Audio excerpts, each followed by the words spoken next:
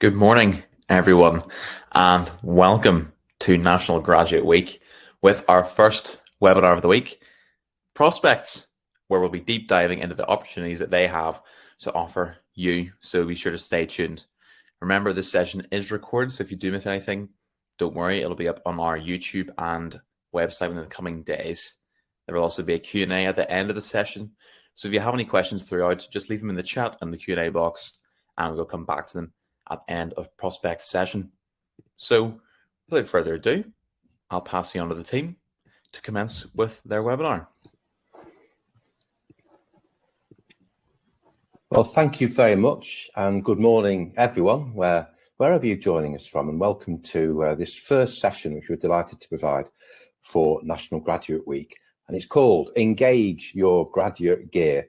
And we're here to help you find that, let's put it like this in motoring metaphors, that fifth gear that will get you on the road to career happiness. And we'll start with the car references there. And it's all about helping you find that key to turn yourself from a student into a graduate. And you're entering and contemplating a huge world, and millions of graduates have gone before you and paved the way. And one of them, I'm delighted to say, is joining us today, a colleague from JISC, Chloe Tambling, and we're also joined by Sam Breslin, who's head of product at Prospects. Sam is responsible for all of the tools and services that she'll share with you, which are going to be critical to helping you get into that graduate gear. But to begin with, I'm just going to say a few words about the world of graduates, which is the world that you're preparing to go into.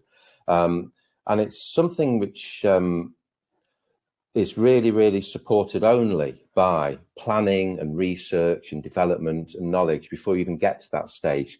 But it's a rich world of jobs and opportunities and further study, and Prospects is here for you every step of the way. So just want to make sure at the start that you're aware of Prospects. We're part of the education system. We're part of JISC, which is the higher education charity that powers universities through its connectivity and digital services. And we're the student-facing part of JISC. So we've been here for more than 50 years, helping students become graduates, helping graduates get jobs, go on to further study, and fundamentally understand this vast world of opportunity that lies in front of you, and which is fair to say for many students probably don't understand just how much opportunity there is. Now, what does that world look like? Well, if we're just going to think about it in terms of a chart, this is what graduates do 15 months after graduation. There's a huge survey called Graduate Outcomes, and when you graduate, you will be invited to take part in this survey. And it's very important that you do, because it provides an incredible picture of what graduates are working in, where they're working, where they're studying, what they're studying, how much they're earning, what they're doing and what they're not doing. But just to put it at its top level, most straightforward terms, as you can see, most graduates go on to work. 50 months after graduation, they're working either full-time, just under 60%, or part-time, and the part-time is often in readiness for working full-time or going in to do study. More than 10% are working and studying at the same time, so probably doing a postgraduate course or some kind of chartered membership as part of career development.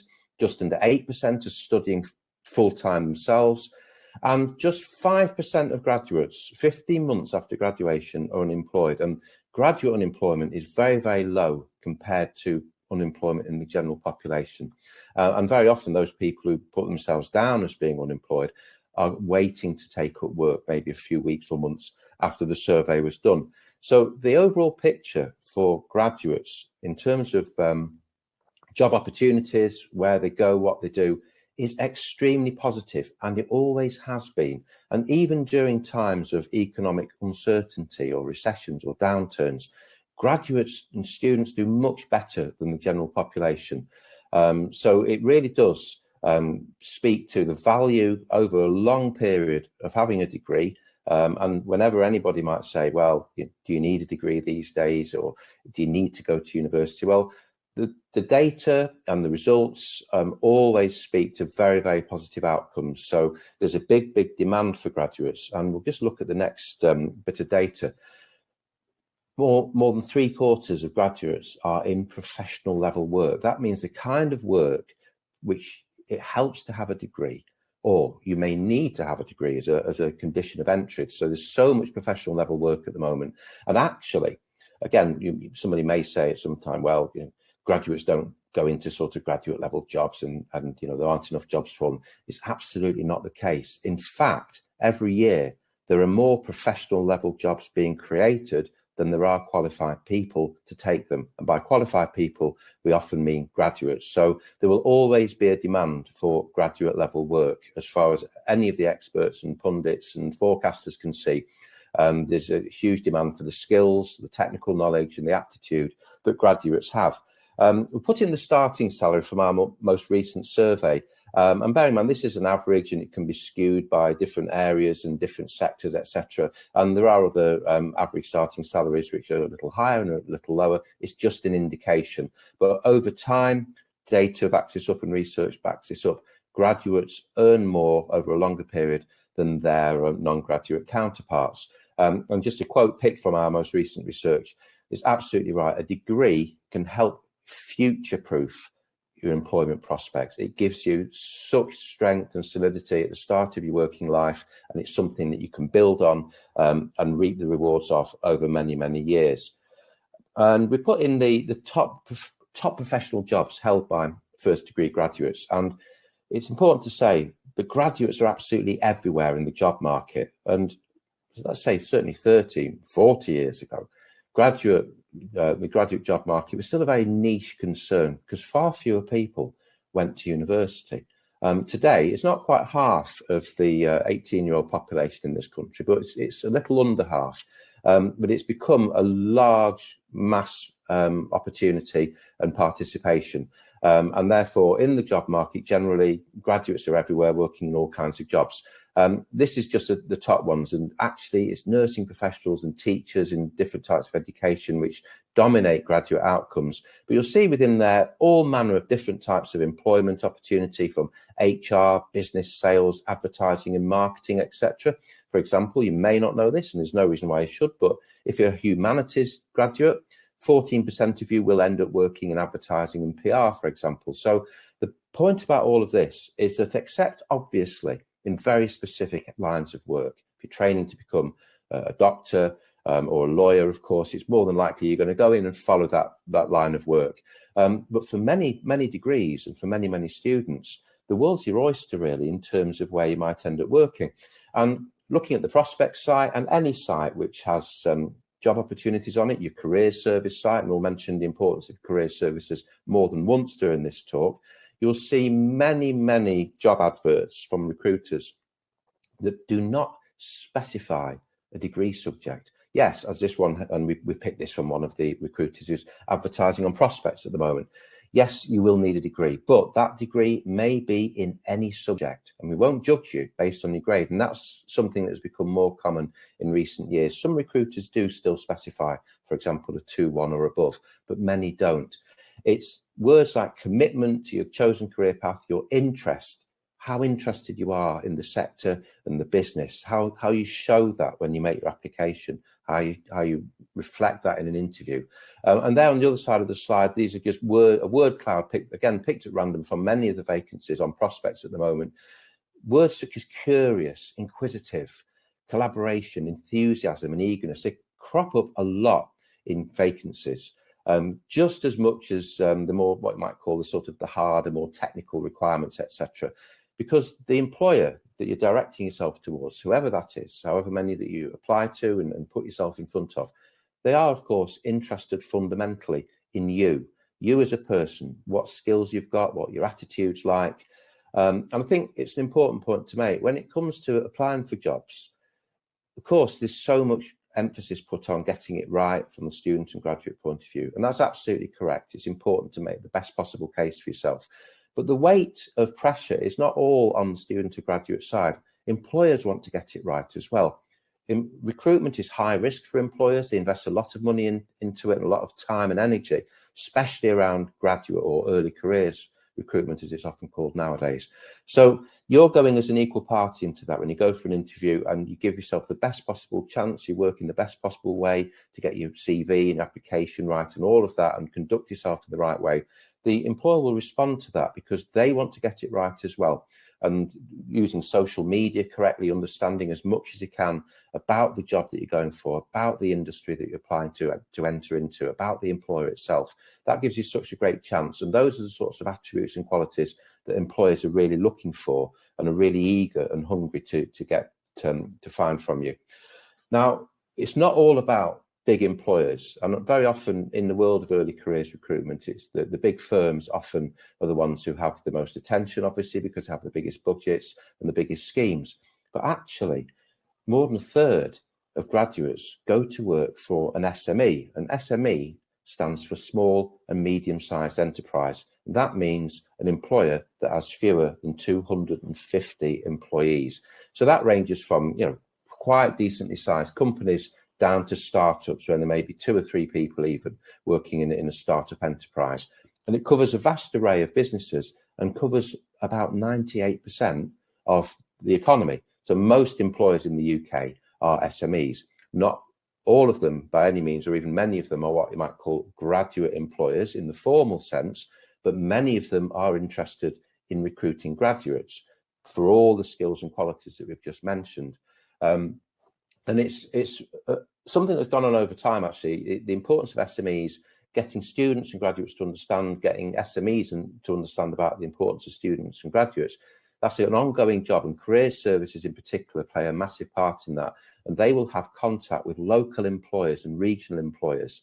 And they really are your first port of call anyway, in terms of getting advice and support, but in terms of being a gateway to local employment opportunities, which after all SMEs very often are, they're invaluable in that respect. So do think about the SME destination. So as mentioned, it's about a third of graduates work for them. If you take out health and education from the graduate outcomes, because they are such vast employers of new graduates, the number of graduates working in SMEs gets closer to 50%. So they are a historically valid way and well attested way to go on to get work.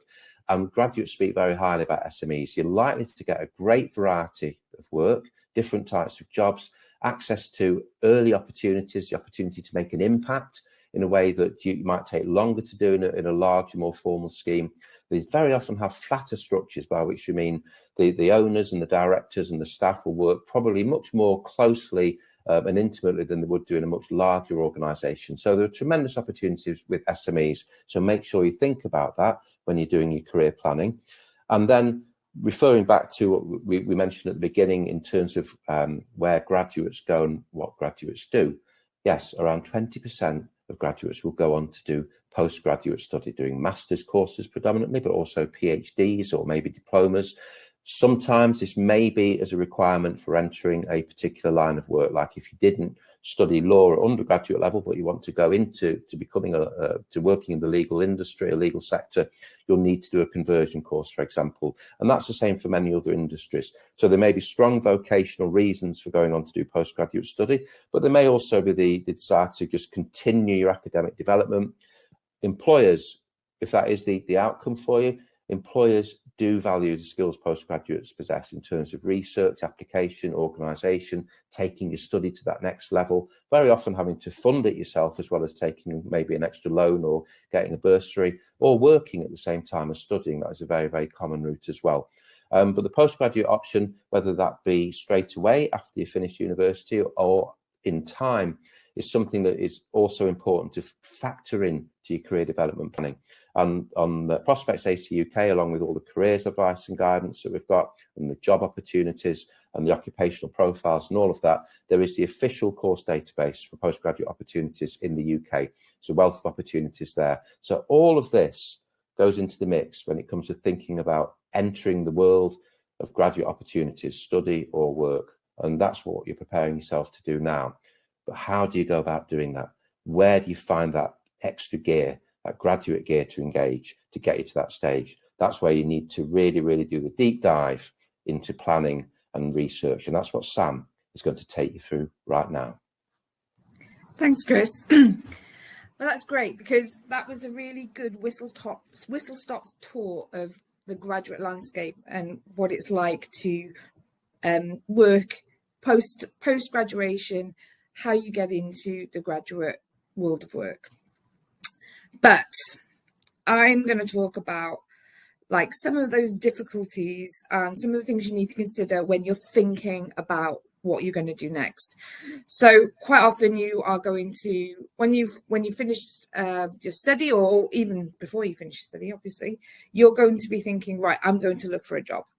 And you might go on to a website and you might go into a job search, and there is a big box there, and you're staring at that box and you're thinking, what am I going to type into that box? I do not know. So it can be really, really daunting. I'm sure you've navigated, you spent 10 minutes looking and thinking, what do I do? I know that I still don't know the answer to what do I want to be when I grow up. It absolutely terrifies me even now. So you have to make sure that you think about and plan a little bit beforehand. So you need to spend some time just stepping back from job hunting and actually thinking about what your skills are, what your motivations are, and what your values are, so that you can actually approach job hunting with quite a structured plan. So we're going to talk about how career ready you might be. So what does career ready mean? Well, it's about being able to demonstrate core competencies for success in the workplace. So business has identified broadly some skills which they really value in their employees. And it's not necessarily skills that you've learnt in university, although some of them will be from your university experience, but it also be from your personal experience and how you approach problems and how you think about different issues.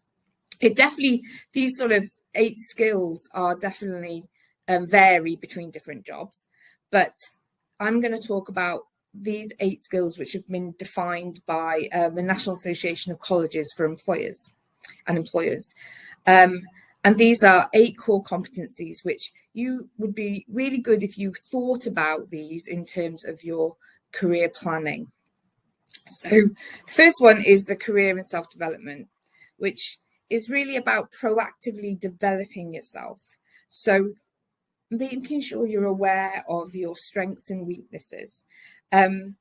Think about how you network and you build relationships. How do you display curiosity, seeking opportunities to learn, growing yourself? And these are some of the words which Chris has just pointed out and pulled out of job ads on prospects. So employers are using these words to describe behaviours that they're looking for in their employees. Communication, clear and effective exchange of information, things like active listening, persuasion and influencing skills. Framing your communications with respect to people's different learning styles. Critical thinking, making decisions and solving problems using sound inclusive reasoning and multitasking and prioritizing. Equity and inclusion is around awareness and ability to include people from different local and global cultures. Using feedback from multiple cultural perspectives to help inform how you work. Leadership, recognizing and capitalizing on your personal and your team strengths to achieve organizational goals, being able to persuade and inspire. Professionalism is about demonstrating effective work habits, being present and being prepared, and being able to prioritize and complete tasks. Teamwork is building and maintaining collaborative relationships, and technology is about understanding and leveraging technologies to complete tasks. So there's lots of other labels that employers may identify, competencies that employers may identify, but these are some key ones that you need to think about how you are able to develop those now and in the future. And it's good to understand that these are the competencies that you'll be measured on. And so when you're career planning, you can understand where you maybe have gaps in some of these and how you can perhaps plan to fill those gaps. So first thing we're going to do is career plan. So this can be really awkward and frustrating, because it means that you have to do quite a bit of self-reflection and even asking other people, what they think of you. And it's definitely not an easy thing to do. And that's why a lot of people don't do it at all. But actually, it can be really enriching and really help guide you in your career. It's a strategy that you can continuously develop through your career to help you manage your learning and understand what your progression is. And you can see from what Chris was saying previously, employers really appreciate the fact that you have an understanding of what your career trajectory should be, and that you have actually thought about it. And it's important to do so. And even if you don't do everything, all your planning, at least do something. Every little bit will help you understand yourself and your strengths and your weaknesses. So really just have a go is my advice here. Try it out. In its simplest form, it's really just a place to start. And it helps you when you're standing over that empty search box looking for a job. It helps you understand maybe what you might want to put in that box. So first thing you need to do is identify your skills and interests. This means taking a look, assessing what you're like at certain things, what you're good at, what you're not so good at. Where do you excel? What do you know? What are you known for? What do people say you're good at? Maybe you're great at sport. So what does that mean? It probably means that you're quite focused and you're quite goal orientated. Maybe you are a member of lots of online forums. What does that mean? Well, it probably means you're quite a good communicator and you've probably got quite an innate curiosity about people and maybe a passion for subjects. All of these things are really well valued. You just need to frame them in the right way so that employers can understand your skills and your motivations. What are your skills and your motivations? What are your values? What motivates you? Are you motivated by money? Are you motivated by praise or altruism? Think about when you felt good about some work that you've done. Why did you feel good about it? What was it that made you really think, yeah, I did a really good job? Think about how that's motivated you. Think about what you did in university. So you received loads of different experiences in university, and the university experience has really evolved over the last years to include quite a lot of skills development, and they'll be inherent within your curriculum usually. What did you enjoy about your university experience? What does it mean about yourself? What kind of lifestyle do you want? So when you graduate, what are you looking to do? Do you want to live in a city? Would you rather live in the country? Do you want to work at home? Do you want to live by the sea? What would you like to earn lots of money? Are you not bothered? You need to think about these questions because there's industries that you may want to work in that are only based in certain places. So you need to think about whether those industries match up with your lifestyle and the things that you want your life to be. What do you want from your career? Do you want things like rapid career progression? Do you want loads of responsibility? Do you want no responsibility? Think about those. Those are going to go on your list, and you need to use those answers to decide the careers that you want. And what's important? You probably by this point answered all those questions and have a huge long list of I want this, I want that, I want the other.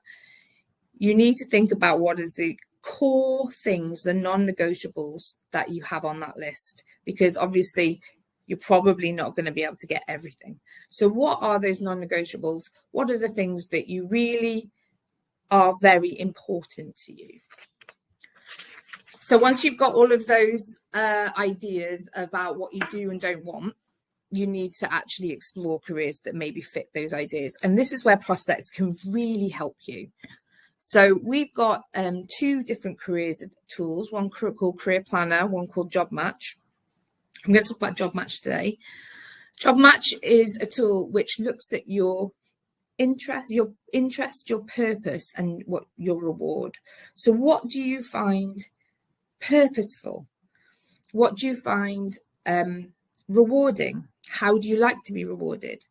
And then what are your interests? What really creates passion within you?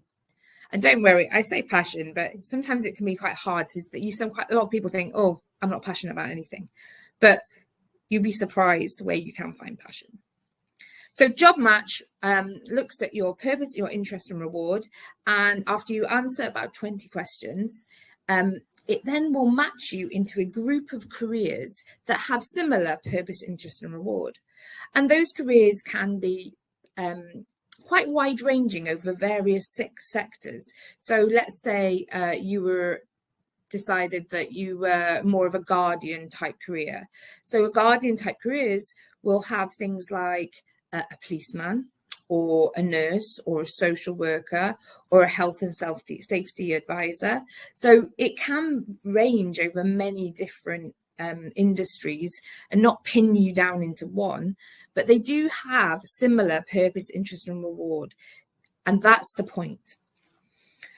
What else could you do? Well, there's a huge amount of information on prospects, but also other places around job sectors. So industries that you might want to research. So industries that perhaps are in your locality if you want to stay where you are, or maybe industries which are growing. So areas where we know there's lots more graduate jobs are in, you may want to start looking at those ones. So there's lots of information about what particular jobs are growing within job sectors as well. And prospects very much works on the basis of giving you the basic information, but then pushing you out into more detailed information onto other sites. So definitely a great place to start your research. But there's a lot more information that we link to that can give you some detailed information. Job profiles is also a really large area of the site, and that actually hosts 500 different jobs. And within that information, it tells you what the job is like, what qualifications you might need, what career progression looks like, what salary looks like. And it gives you a wide range of information written by professional careers advisors to help you understand what that job is. It also links to case studies and videos of people who are actually doing those jobs to give you a kind of a real life experience of what it's like. The other thing you need to think about is employers. So employers, there's lots of different employers out there and they have different values and motivations. And you might want to look at research employers, which you can also do on prospects, around whether their values match up with your values.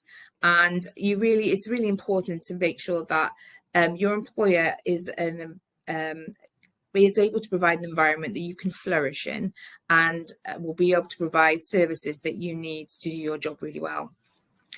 And I think my final point in exploring your career ideas is around talking to people and trying things out. So at this point, you need to be thinking about doing work experience, maybe doing some virtual work experience, trying things out, talking to people. LinkedIn is always quite a good place to go and try and contact people, professionals that are in their early, especially professionals in early careers that are really willing to talk to you. And employers are very willing to talk to people as well. So don't be afraid to reach out to people and say, what is your job like? Can you tell me a little bit about it? What are your favorite things? What are your challenges in your job? And I think people will be really happy to talk about that.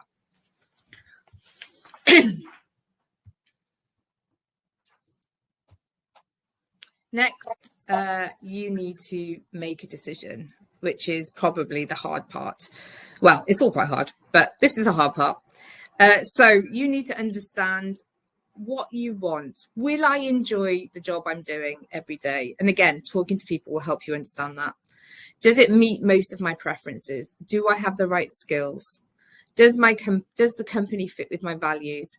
Are there any locations or financial issues or skills limitations that I need to take into account? And is the job realistic in terms of salary? Those kind of things you need to be considering when you've got that list of careers that you're interested in, and you need to start knocking a few off and say, okay, these are the ones that I'm going to go for. And then finally, set achievable goals.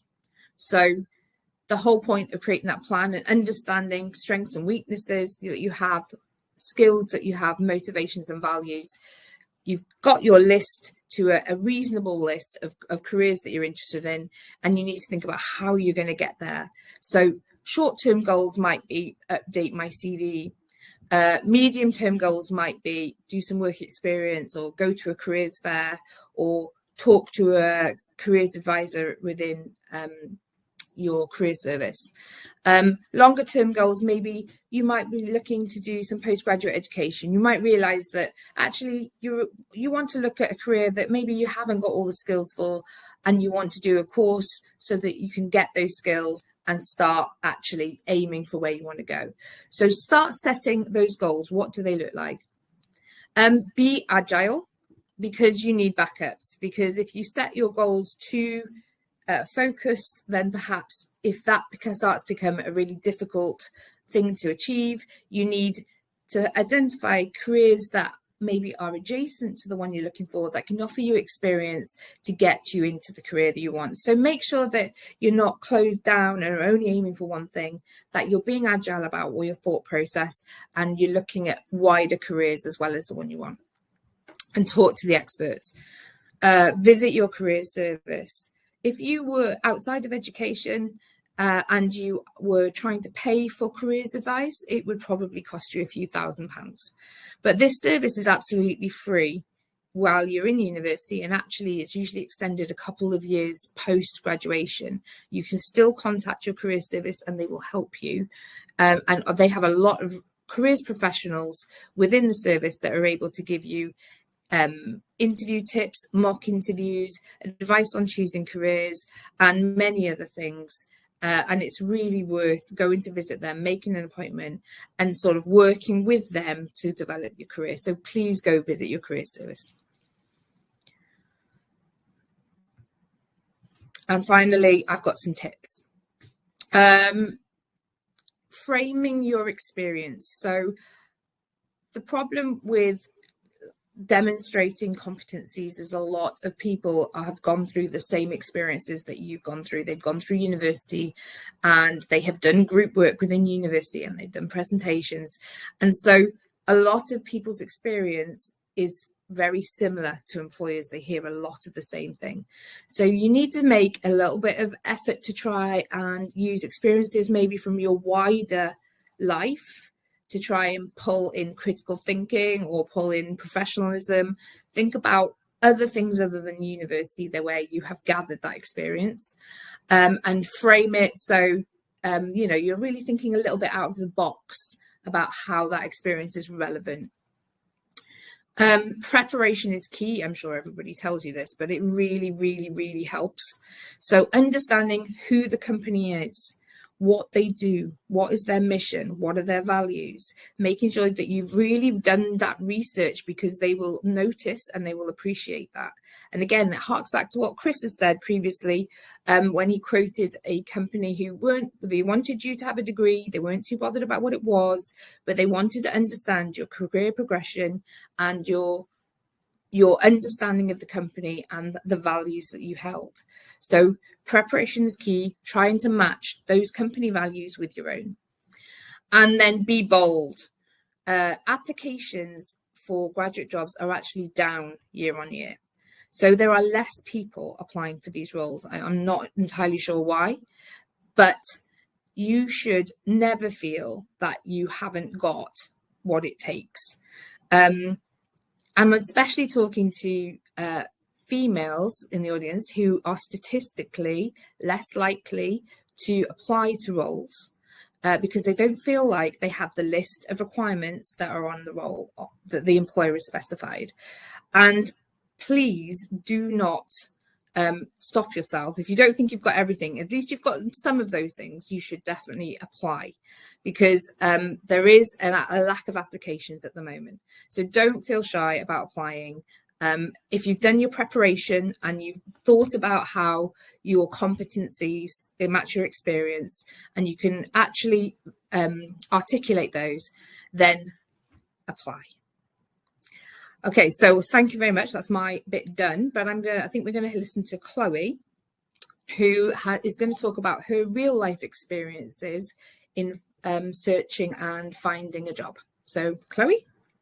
Hi, my name is Chloe Tambling. I'm going to speak to you a bit today about my journey from studying to working full-time, and some hints and tips that I would have liked to know if I was in this position again. So, for a bit of background, I graduated in 2022. I did a degree in Business Information Technology and I studied at Birmingham City University. And now I work at JISC as an IT graduate, but the main question is, how did I get here? It wasn't as simple as just a case of applying for a job and it was accepted. So initially when I graduated, I was really unsure of what I wanted to do. So I did a business and IT degree, so I was really unsure which sector to go into.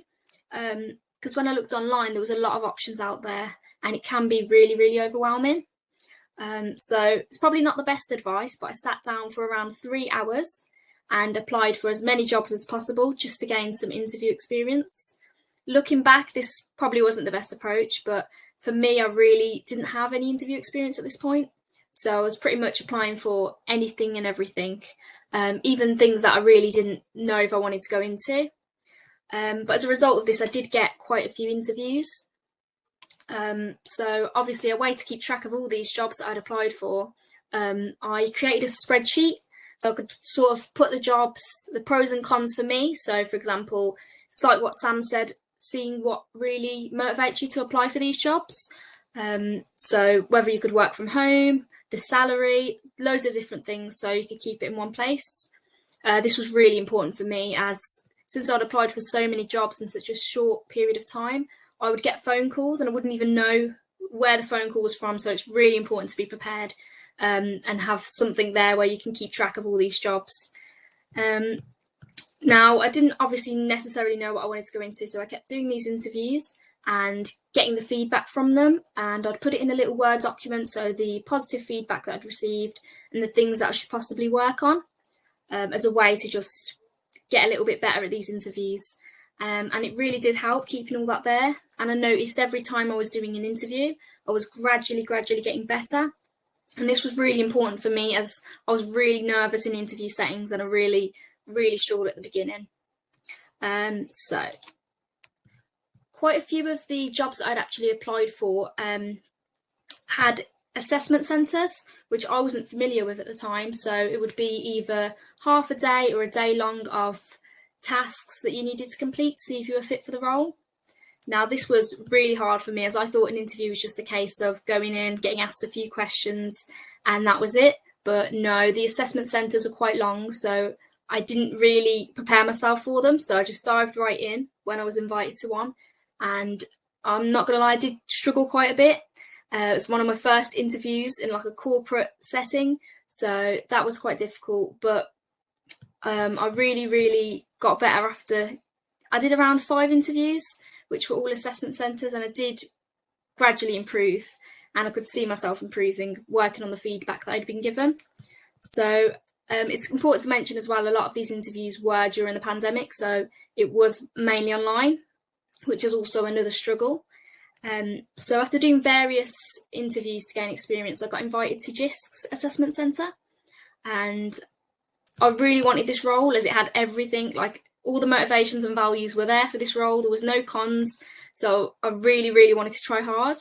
And it was a job that allowed me to navigate between teams, and I still was in that position of not knowing what I wanted to do. So this was like the perfect role. It was a graduate scheme. It was flexible. It was all of the things that I'd wanted. So we had a 3-hour assessment centre where you worked together on a group task. The task wasn't to do with work, it was more to see how we work collaboratively in a team setting, and then it was a range of interview questions and then a presentation at the end. So after doing this, I was really nervous, probably the interview that I was most nervous for, but I could tell that because I'd been through so many experiences of doing these assessment centres, now I had it, like I understood what was coming. So that was really good. And then about a week later after doing that, I received the great news that I'd been accepted for the role. So now it was the case of the realisation that I was about to go into full-time work. So the only previous work experience that I'd had was at university, doing part-time shifts at the student union or McDonald's, just little jobs here and there, nothing in a corporate setting. So yeah, it was going to be a really, really big change. Luckily for me though, since it was a graduate scheme, there was a lot more support out there. So a lot of training, a lot of, you kept having one-to-one meetings just to see how we were settling in. And that was really, really important for me, as I feel like the transition wasn't so big. They were really, really supportive, and it didn't take me that long to settle in. Initially, I was quite shocked, as it was going to be a corporate environment that I'd never experienced. But to be honest, as soon as I got there, it didn't feel corporate whatsoever. I sort of just settled in really well. I feel like because there was a group of us who were all in the same position as well, it was really nice. So now I work in the office and at home, but I'd say 70% of the time I'm at home. And that's really, really important, as I feel like a lot of people might struggle working from home. But for me, in my experience, since I did a lot of my degree at home, I feel like that sort of prepared me. But I think it's really important to get yourself ready if you've never worked from home. Ask for some advice, or because they do provide advice out there for people who might struggle without that face-to-face interaction. So I did settle in pretty well, like I said, because of the support out there. Sorry, I'll see the next slide. But there is a lot of things that you might struggle with. So the first rotation I did was in a product team, and I'd never really been in that setting before. It was something quite new to me, as I'd just been pretty much doing business and IT. I was working on new products, which required me to be quite creative. This was quite big for me, as I'm not very creative. I consider myself to not be quite creative, but it was really, really nice to step into something that I hadn't done before, and I didn't realise how much I would actually enjoy it. So one of the things that I would say to everyone out there who might consider not going into certain sectors is to definitely branch out. Even if you don't feel like you'll fit in a certain sector, it's important to look what's out there, because there might actually be options out there that you never realised there were. So for me, I always said, I want to go into IT or business. And the job that I currently have now is actually in the education sector. So it's working on new products to help education become better. And it's really, really nice for me to be part of that. Whereas if I was in a IT environment that I thought I wanted to be in, it was quite salesy, and you're just selling a product. And I feel like with this sector, there's a lot more to that. So I've really enjoyed the fact that I've actually branched out. So yeah, when looking at whether my degree actually informed my career, I wouldn't say it really did. In some aspects it did, but I definitely didn't expect to go into education. And I've had colleagues who are from history backgrounds and art backgrounds who have actually come to this sector, and they've really, really enjoyed it. So it's not all about the degree that you've chosen, it's going to be the path that you take. So yeah, definitely be open-minded in that sense. And another bit of advice would be to definitely create a LinkedIn profile, which is something I definitely didn't want to do at university. They used to try and convince us to create these LinkedIn profiles, and I would always put it off. But the minute I got into full-time work in a more corporate environment, you realise how much people actually use it.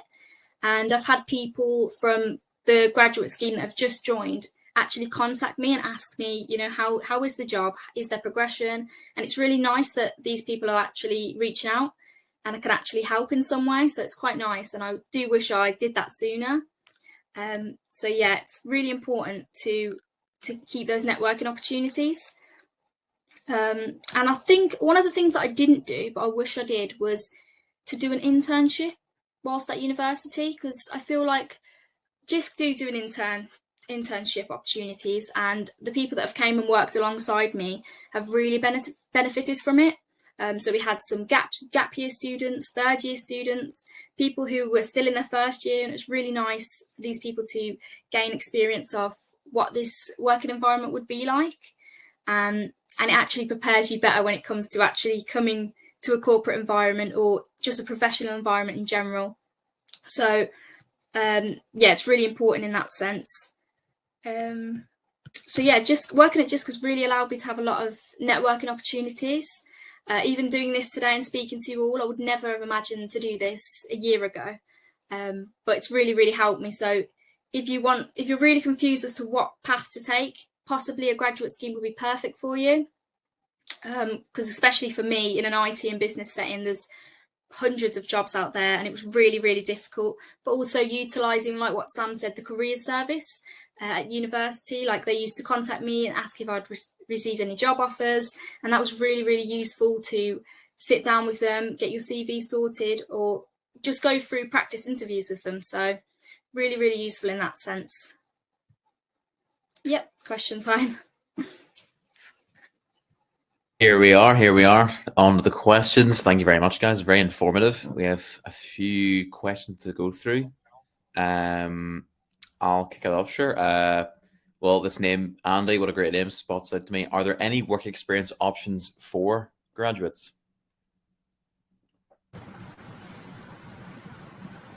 Put you might be on mute. It was always going to happen. Go on, Chloe. Yeah, I would say there is. Obviously, the internship's quite good for, I feel like people, even if you've graduated, can still go into this stuff like internships and just getting that work experience. Yeah, I mean, employers understand that it's not always possible, even after the best efforts, to get that kind of work experience at university, because placements, internships at university are obviously in big demand. And there is actually, has been for many years, such a thing as a graduate internship, where employers will specifically take on graduates in some cases. But absolutely, I mean, work experience of all kinds is always valuable, always important, and can be done at any stage. So don't feel that if you are getting to the end of your university life and you haven't had it, that you've passed the opportunity. You certainly haven't. I also think like even just 1 week of work experience is useful. So, you know, don't feel like you have to spend the whole summer, you know, in an office. It would be useful just to do something.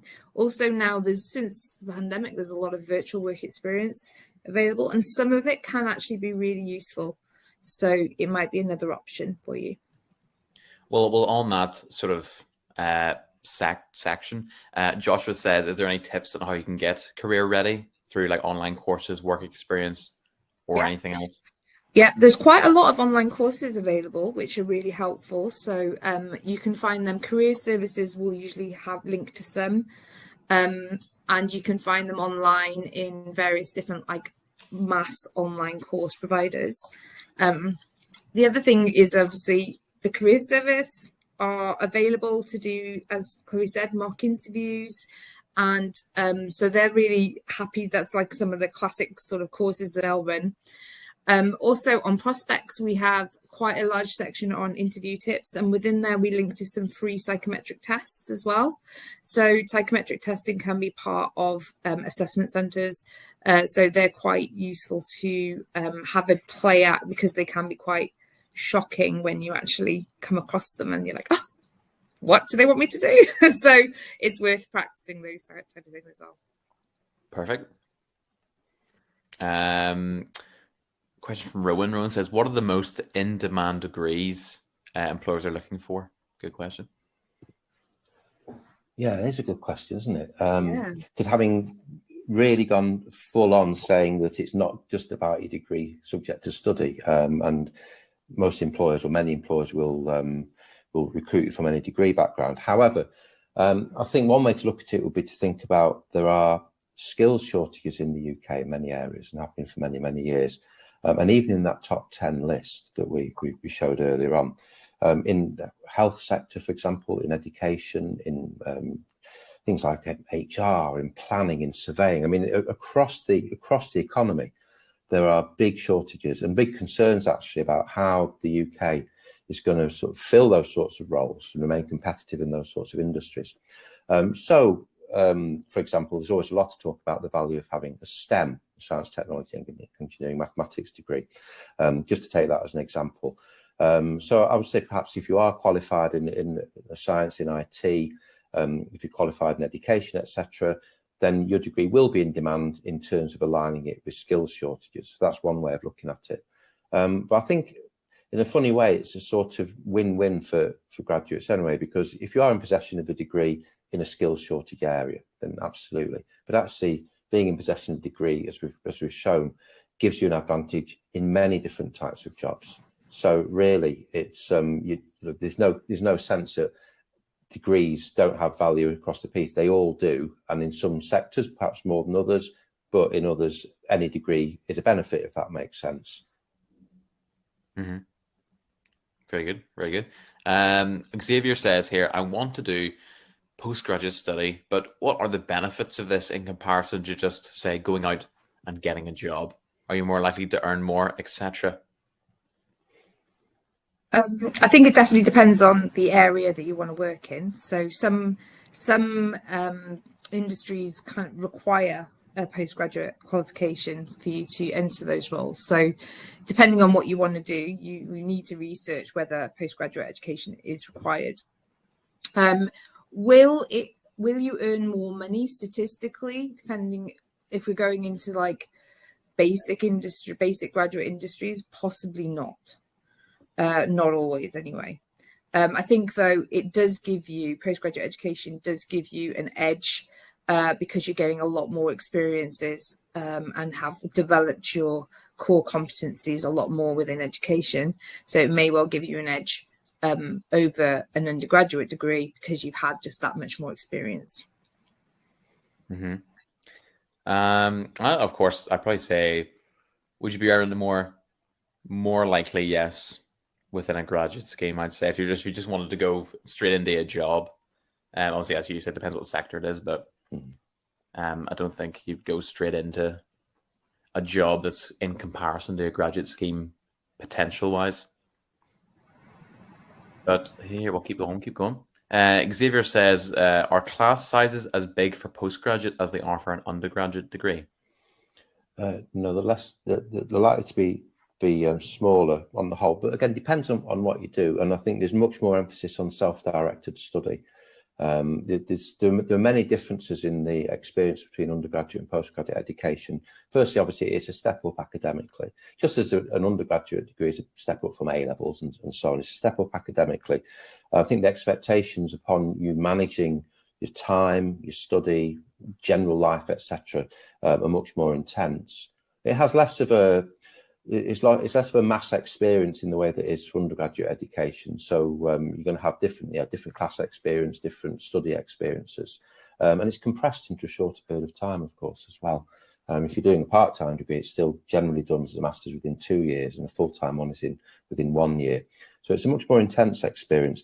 It is very demanding, but also extremely rewarding. Every survey that we've ever done, talking to students about their experience, even when they've said it was tough balancing the challenges, maybe working and studying at the same time and all of that, the sense of reward from doing a postgraduate degree is usually extremely high.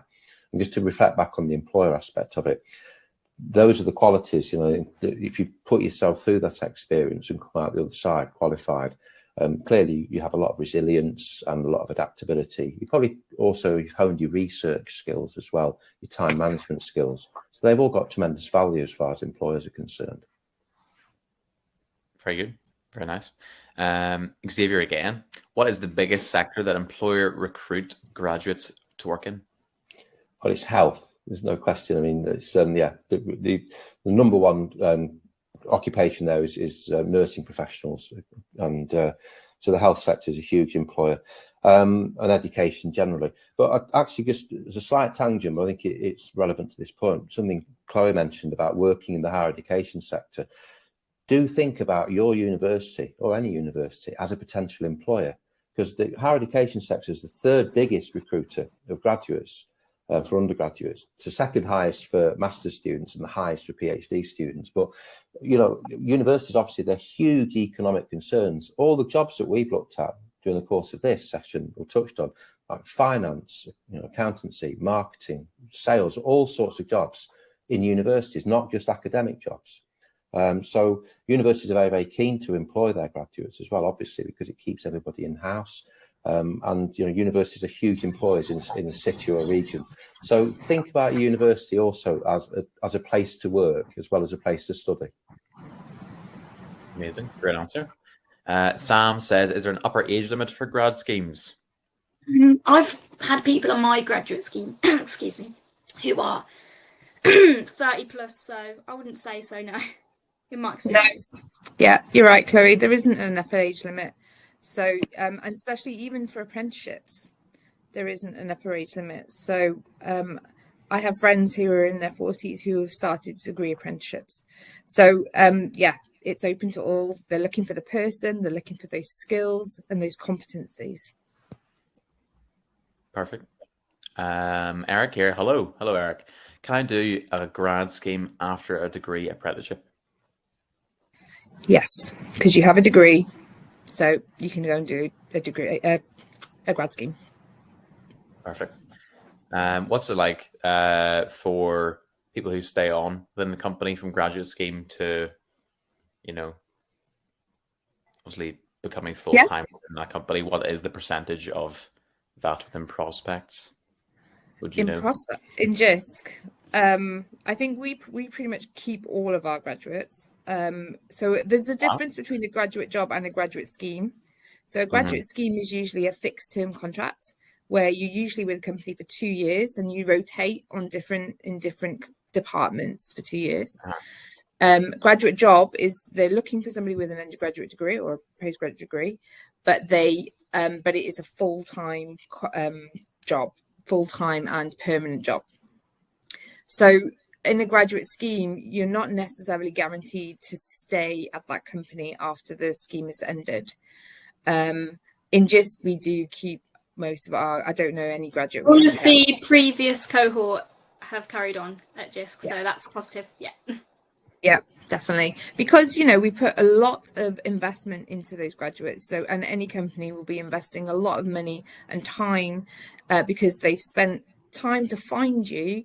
You have competencies and skills that they really value, and they want to grow those and build them because you are the future for the rest of for their company. So they will, they are looking to make sure that they maintain and keep graduates.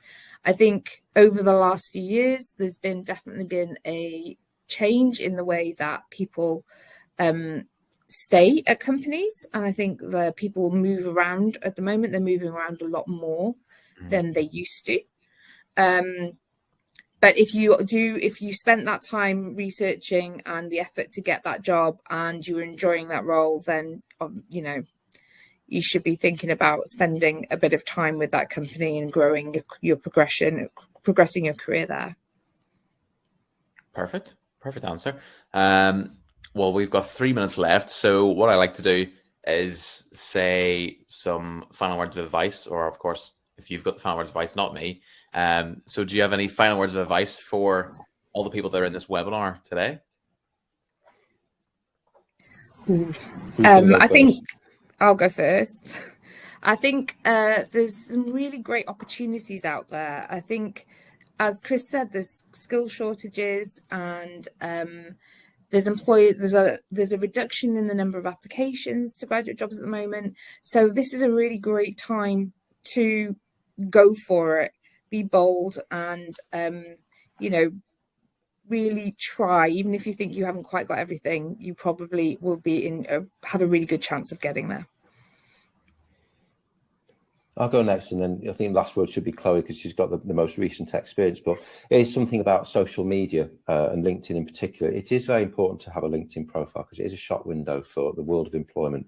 But also, it gives you amazing opportunities to find out about the business that you're going to, right down to the people who might be sitting across the table virtually or really. In an interview, you can learn all about the company's practices, its people, its experiences, and that gives you like a research edge. It just wasn't possible to have, certainly 20 years ago or longer. And reflecting back on that point about going as an equal party in an interview, you have that knowledge and that wisdom that you've gleaned from LinkedIn, amongst other things as well. And if you use that wisely, I think it gives you a tremendous advantage in terms of confidence. I would say be persistent. The amount of rejections that I got, and I really got not offended by it, but I was like, no, I'm never going to get a job, or it can really demotivate you. But then I turned it on its head and I thought, actually, ask for feedback as well. So if I've done an interview and I've not been accepted, always ask why. Obviously, it can be a bit weird to get that, like, oh, you've done this, you should have said this, or you could have talked a bit more about this. But in a way, it's constructive. So never take it to heart. because I definitely did at first when I was applying for all these roles and I kept getting rejections. Just don't take it to heart. Just try and work on that and see what you can do in the next interview to become better. So it's really important to be persistent. Amazing. Perfect. Well, thank you very much, guys, for our first webinar for National Graduate Week. It's been great to have you. Everyone, thank you very much to Sam, Chris, and Chloe. And thank you, of course, to all the people who have joined today to be on this lovely call in the morning. So remember, you can, I just saw a question there saying, can we access the recording? You can access the recording.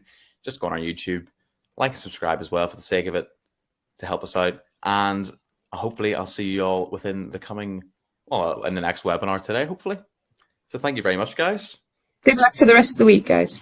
Yeah, thanks everyone. Thank you. Cheerio, guys. Thank you. Bye.